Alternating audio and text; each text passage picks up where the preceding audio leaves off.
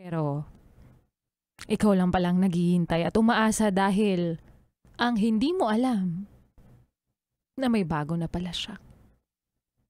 Heto na, ang Laika Barista Moments natin na pinamagatang Magkabilang Mundo.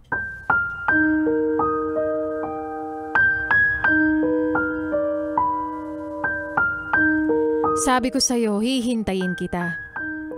Hindi na nga ako mapakali kung isang araw bigla na lang kitang makita. Kaya araw-araw, lagi kitang kinukumusta. Kahit na alam ko minsang naiinis ka na. Kahit wala ka ng oras para sa ating dalawa. Naiintindihan ko naman kasi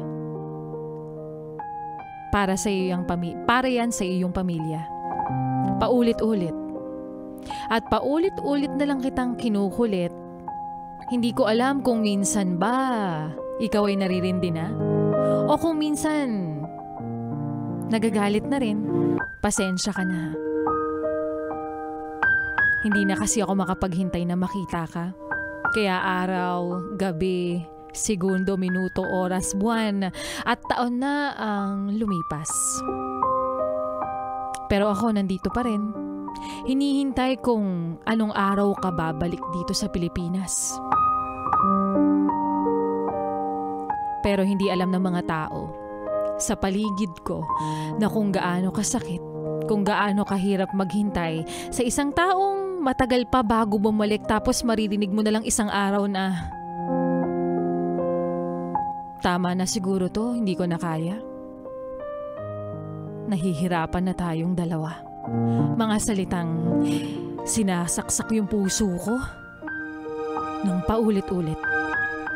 Na ako na rin mismo ang hindi nakaunawa na ang relasyon na pinaghirapan ko ay mauuwi lang pala sa wala. Sana sinabi mo noon pa. Sana hinayaan mo na lang ako na hindi umasa. O umasa. Bakit ko pa ba pinapahirapan yung sarili ko? Kaya tinanong din kita, masaya ka ba na nakikita mo kung nahihirapan?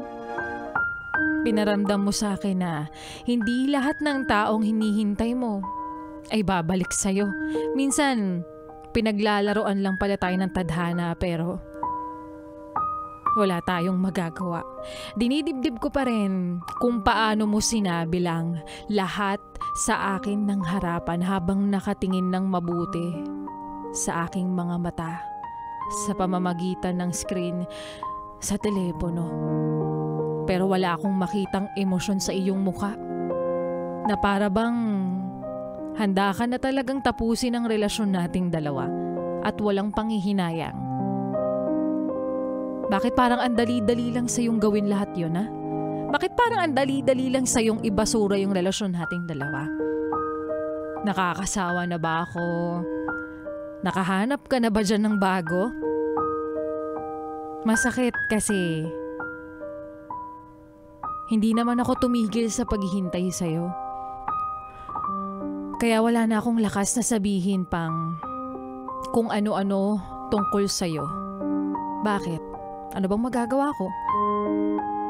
Nandyan ka, nandito ako. Magkabilang mundo tayo dahil mas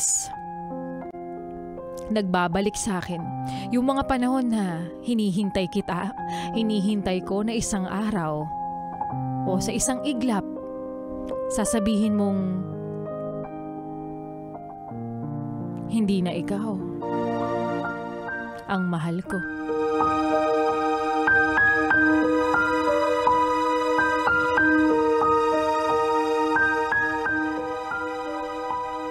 At mga besi, yan nga muli ang kwento